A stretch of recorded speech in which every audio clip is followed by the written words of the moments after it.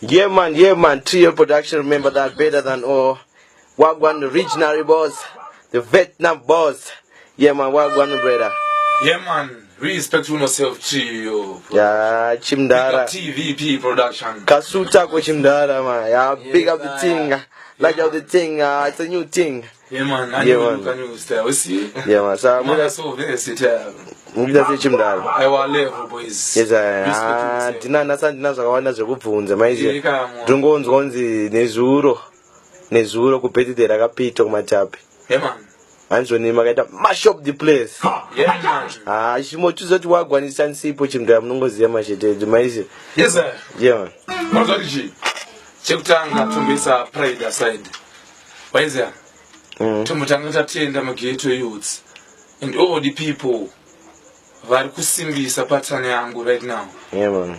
You see, mageto youths nezuro vakandiratidza kuti vaneni and see vanhu vakaappreciate the works which are given to the people. Yeah, you know, bad mind anyone. Just do music as an entertainment, see? Yeah man. So big up all the ghetto youths, big up everyone who supports me and everyone who hears me, because I know this time yeah man, we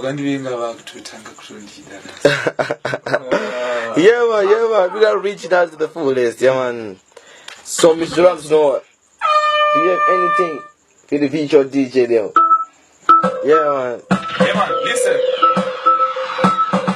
You see what? Wanna know what happened?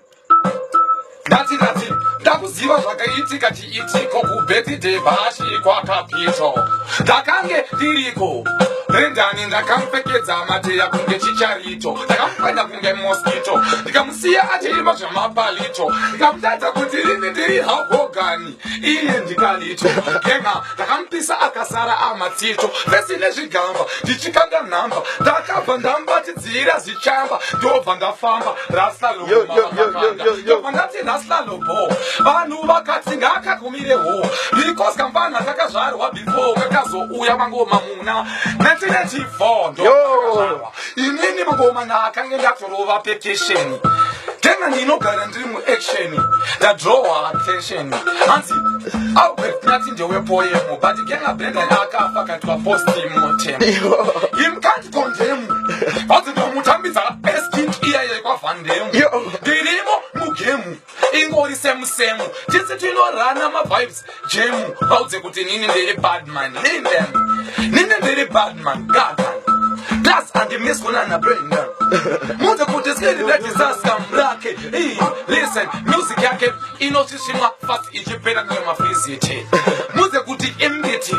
mana mdiki yikanlingi kamlikwe pusi handikuze chinganichi kunwa mangemba kana kuyamwiswa zvimasupu zvemupusi ingawa idyara lusi teupe musi wakasvika uchipisa ngirozi anke ndichine bvudzi inini ndindokuendesa kuWarren News kana kumbudzi Brendan problem ndekuti urikezi plus uri muledi ende unoyamwiswa pose unzwa wona ari kurohwa kuaso ndakamutaridza nditaso himkat haso haamboziva ndomupisa kueso wona man Batman lava yake udo yakauya yakabata magwava ngeka ndakabva ndabva nekundakamusiya afa ndakabva ndangomupa ndobva ndamushupa ngoma randakamurovera rakamudzipa akabva azvininipisa vanhu vakatarisa